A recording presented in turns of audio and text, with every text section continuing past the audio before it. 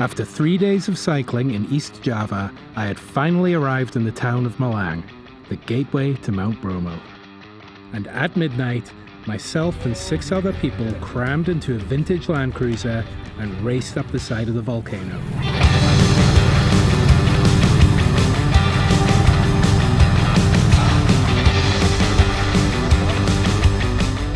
The Mount Bromo off-road community is huge, and their fleet of vintage Land Cruisers is really something to behold.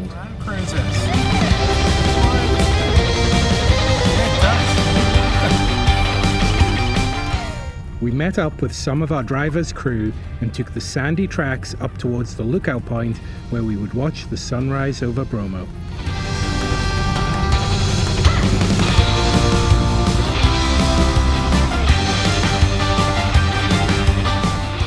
But when we rejoined the road near the summit, things got a little complicated.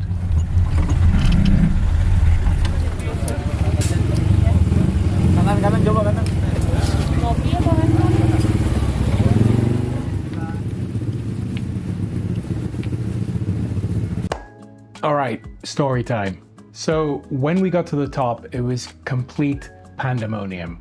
I'd unfortunately managed to time the Mount Bromo trip with a public holiday. So as soon as we came out of the sandy four-wheel drive tracks and back onto the main road, we got stuck straight away in the insane traffic. The driver told us that it wasn't too far to the top, so we jumped out and we started walking. But it soon became apparent that it was actually pretty far. So this guy, Argy Bargy Buse, what a hero. So he and his wife were in the same Land Cruiser as me, and he totally saved the day. He speaks fantastic English, so he was able to translate everything that was going on to myself and to a Korean girl who was also in the Land Cruiser with us.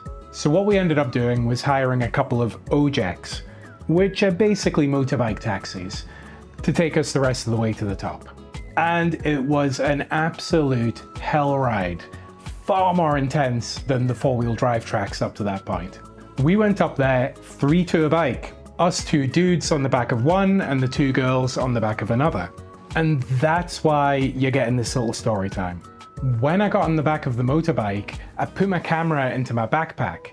I was carrying a camera on a strap and a backpack at the same time, and the whole thing was just a mess, and I was really worried about damaging the camera, so in the bag it went.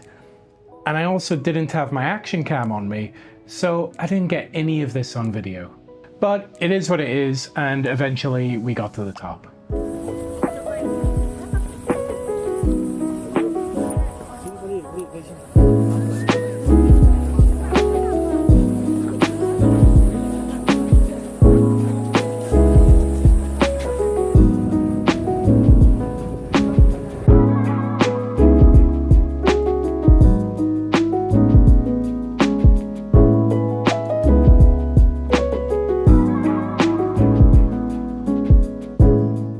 After seeing Bromo from the viewpoint, we had an even crazier ride going back down the mountain. Getting back through all that traffic was just insane. Every now and again we'd jump off the bikes and wade through the crowds to allow our driver a chance to maneuver his bike unencumbered by 2 fully grown men on the back of it. And eventually we made it to the infamous Sea of Sand.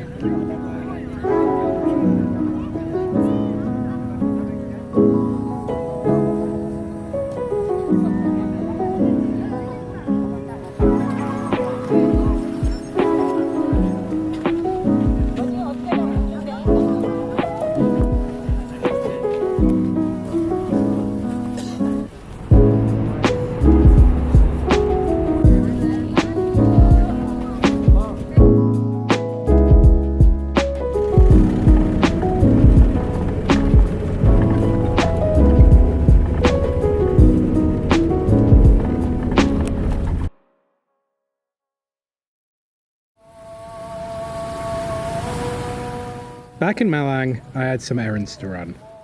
I went into town with Nabil, a cyclist I'd met staying at Addie's. Nabil had cycled all the way from France, So he had some pretty fantastic stories to share. So I haven't mentioned this previously, but somehow I'd managed to break my drone. And Addy made a few phone calls and found a local drone repair company. When I got there and explained my situation to Ruma Drone, they managed to squeeze me in and fix the drone quickly despite a huge waiting list, which is more than I could have asked for. And on my final night, I went down to a local cafe where Addy was running a pop-up kitchen.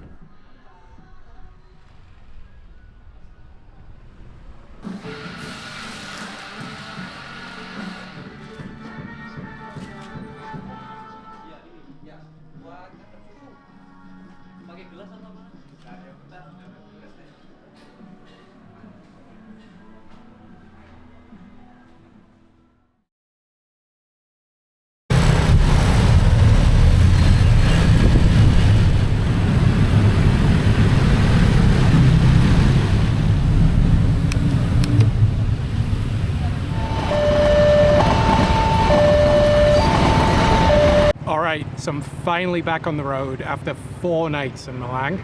Didn't expect to be there that long, but it's bloody loud here.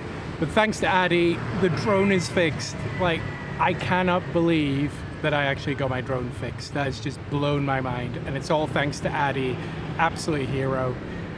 I've been trying to find a quiet spot to have a break, and quiet spots don't really exist in Java, but the contrasts are just insane. You can see this bridge behind me, just the constant stream of traffic. And right over here, people are like fishing, like small village life. But I figured while I stopped to have a snack and something to drink, maybe I'd just do a little bit of reflection on what Java's been like so far. So I'm not gonna lie, it's been kind of hard. It's been harder than I expected. The most populated island in Indonesia, like, it lives up to that reputation, if you know what I mean. It is just the riding, the traffic, it's just intense. It's non-stop. You're always awake, always alert, always waving at people. You can't let your concentration drop for a second. Otherwise, someone's going to just pull out without looking, or someone's going to overtake on a blind corner, or something like that. The language barrier hasn't been as hard as I thought. A lot of people here speak English, and if all else fails, a lot of the restaurants here have all the food on display at the front, and you can pretty much just go in and kind of point to what you want. So, yo!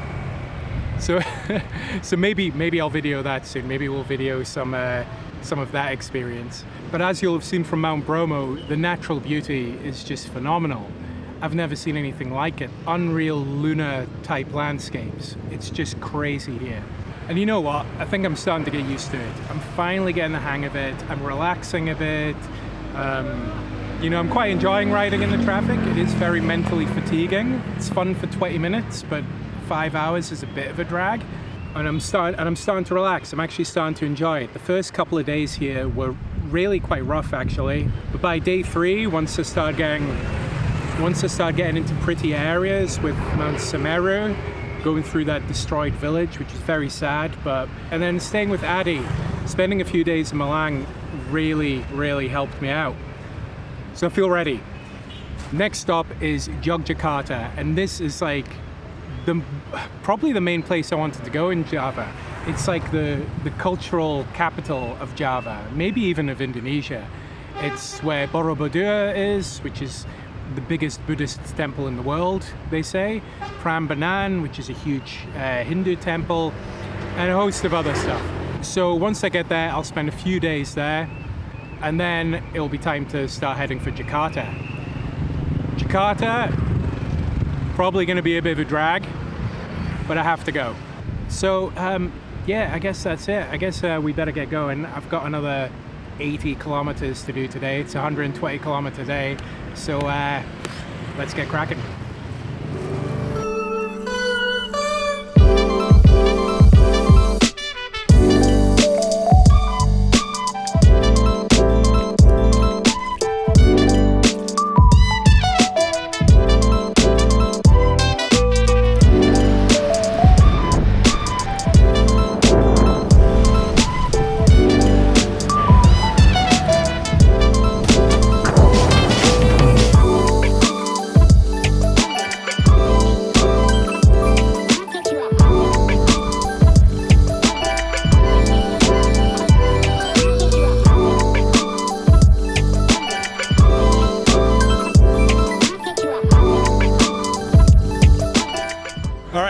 big climb of the day done. I was a little bit worried about it. It's late in the day. I don't like doing the climb late in the day.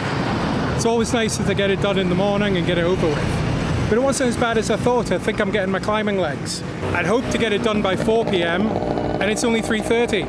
I'm happy about that. Let's do the descent.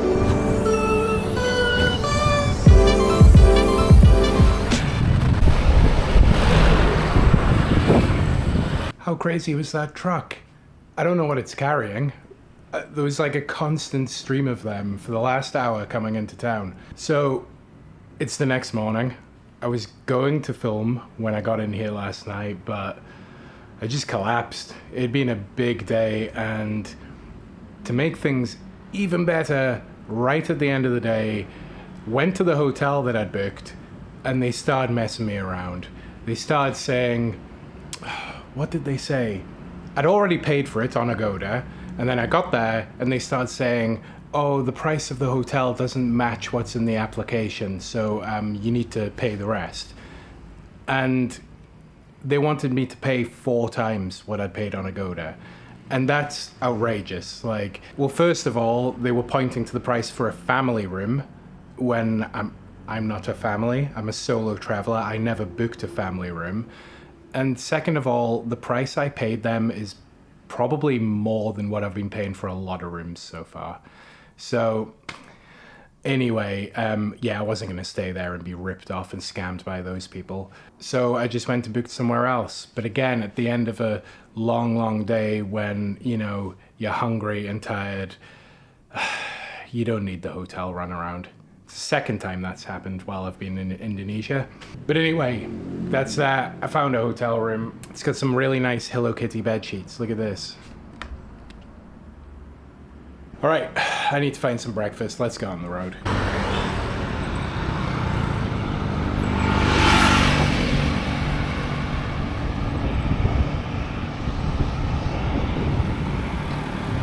So finding breakfast and coffee in the morning has become a bit of a pain, actually. Like, nothing opens early.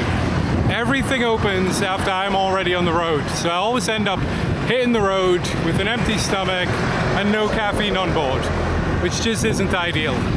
But I found the Indomart, so let's get some water and stuff.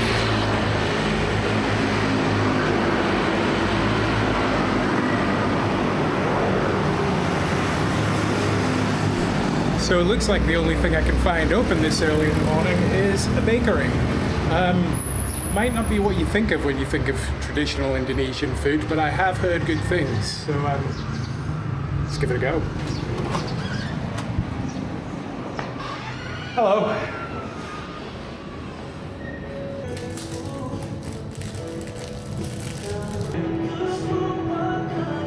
Good.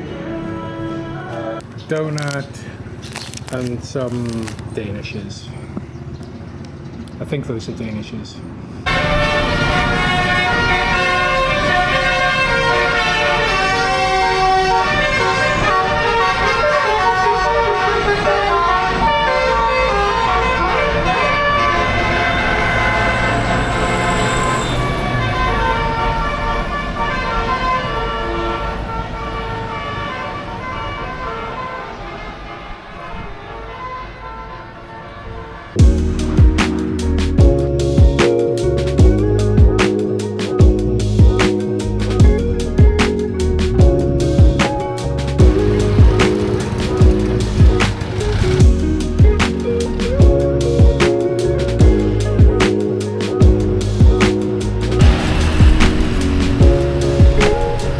What are they carrying?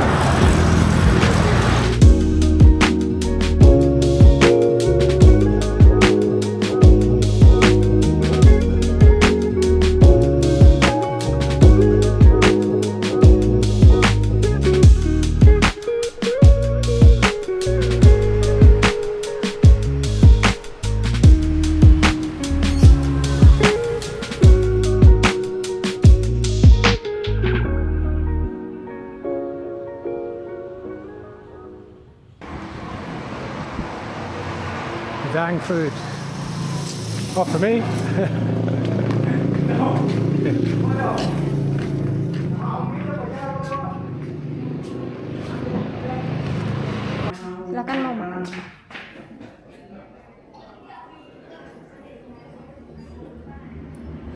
Do you want it? Nasi. Nasi, Nasi. rice, This one. egg, And this one. crocodile, Some ayam. ayam. Here's some of this and this. Oh yes. Yes. And some, maybe one of these. Not spicy? Not. No, not spicy? Not spicy. Okay.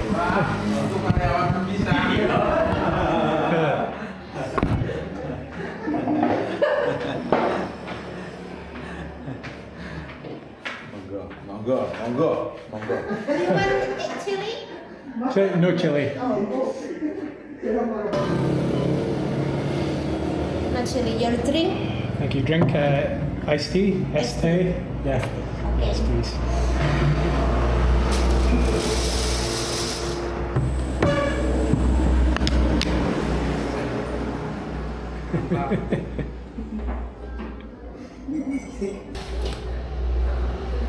And so that's what buying a lunch is typically like here.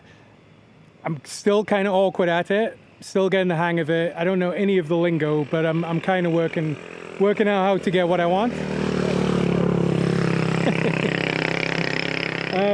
Yeah, that was a very typical lunch experience. So the selfies, that is a constant thing here. Every time I stop for lunch, selfie before I leave. Anytime I go out for dinner, selfies before I leave. Even sometimes in the mini marts when I'm buying a bottle of water, gotta get that selfie.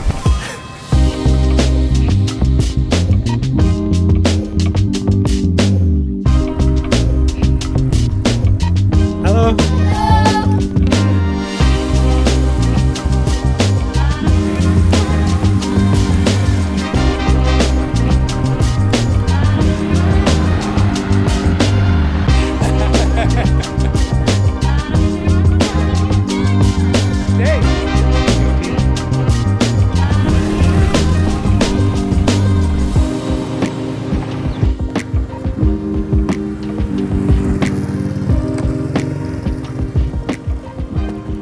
Just met another cyclist, and of course I forgot to film a single moment of it because I was so excited. I'm gonna have to break that habit.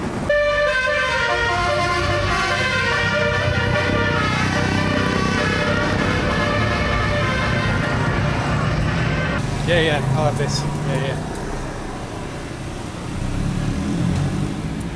That was a nice bit of backso for lunch, really enjoyed that.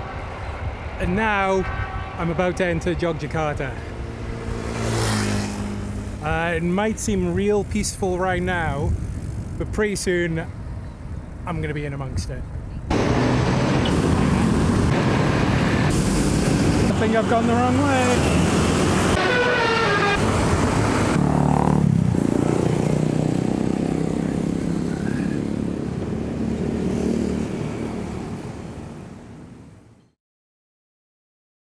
Well, hello there. I do hope you all enjoyed the video.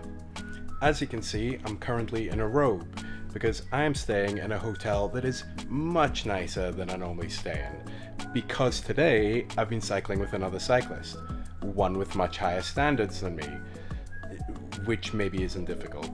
But anyway, I'm also completely fried because he was riding a road bike and carrying 0 luggage, whereas I was riding my rig and carrying some of his luggage too. So keeping up today was a bit of a challenge, but you'll find out about that in another video. So I've got an important announcement to make, and it's about Addy, who is the kind cyclist that hosted me in the video you just watched. Now Addy needs a little bit of help because Addy's dream is to do a bike tour in Europe. And due to Indonesian wages and other things, that's just out of reach for most people who live there. But Addy has hosted so many cyclists. At this point, he's hosted at least 50, maybe even 60 at this point, but certainly 50. And he houses them, he feeds them. If anyone deserves to go on a trip like this, it's him. So I think it's about time we got him on the road. Now, a couple of previous guests of Addy's actually set up a GoFundMe to raise 3,000 euros to pay for like passports, flights, visas, all that kind of stuff, to get him to Germany so he can do a tour of Europe. And once he gets there, those guys, along with other local cyclists, will help him with the logistics and everything else. So at the time of this video, it's at 2,700. We only need another 300 euros and Addy's on his way. He's going to go to Europe. So this is a plea. Please consider donating to Addy's GoFundMe, which is down in the description of this video. So if a few of you just throw in a few bucks here and there, we'll make it, and let's send him, man. Let's get him on his way. So with that very important message out the way, I hope you enjoyed the video. There was a lot of talking in this one. I know that's just kind of the way it turned out. But if you liked it, hit the like button, subscribe if you haven't already. Any questions? Comment below. Any questions about this or even about Addy and his adventure, like leave a comment. All right, that's it. I'm cooked. I'm going to bed. See you next time.